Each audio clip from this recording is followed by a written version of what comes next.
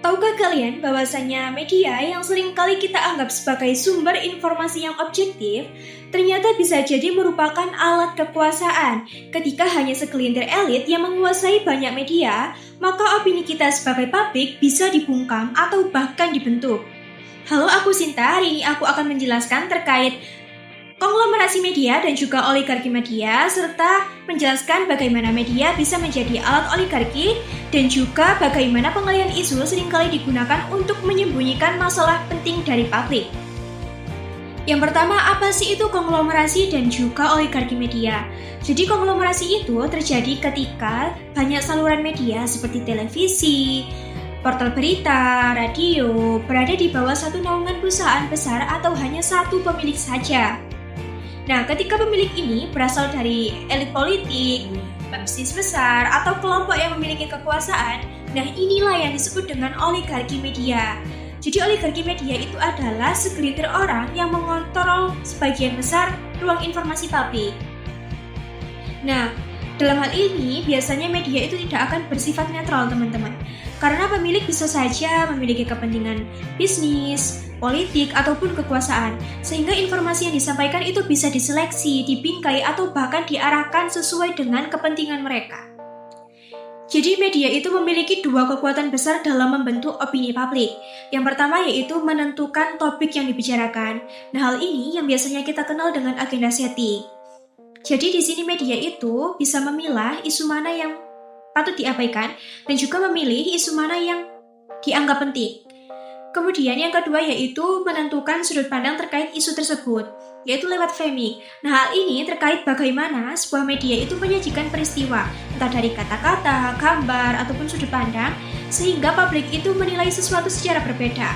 Misalnya, ketika ada suatu isu besar terkait korupsi, penyelewengan kekuasaan, atau kontroversi politik, media yang dibawa oligarki ini bisa menurunkan isu tersebut dan juga menggantikannya dengan isu lain yang lebih aman, sensasional, dan juga menghibur, sehingga publik itu teralihkan. Nah, hal inilah yang disebut dengan pengalihan isu. Sekarang lihat beberapa contoh pengalihan isu di Indonesia.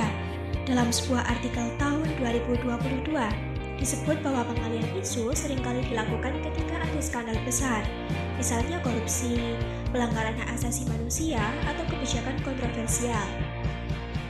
Lalu media dan elit politik akan menggiring publik ke isu lain yang sensasional namun kurang substansi. Dengan demikian, isu yang pantas dikritisi atau disorot bisa hilang lenyap, digantikan oleh isu yang lebih mudah dikonsumsi dan aman buat para elit. Dan sebagai hasilnya, publik seolah digiring untuk lebih peduli pada hal-hal yang menarik tapi kurang penting. Sementara itu, isu besar yang semestinya dikritisi akan terlupakan.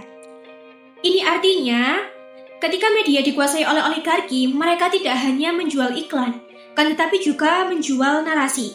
Karena media memiliki kekuasaan dalam menentukan apa yang kita pikirkan, kemudian mempengaruhi persepsi kita terhadap sesuatu, atau bahkan mengalihkan perhatian kita dari isu yang penting ke isu yang menguntungkan mereka.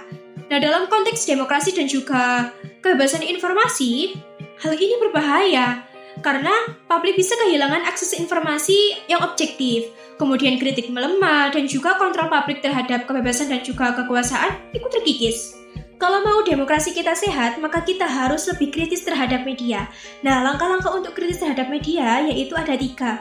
Yang pertama, cari tahu sumber media yang kita konsumsi. Kemudian yang kedua, bandingkan berita dari berbagai sumber, jangan hanya dari satu sumber.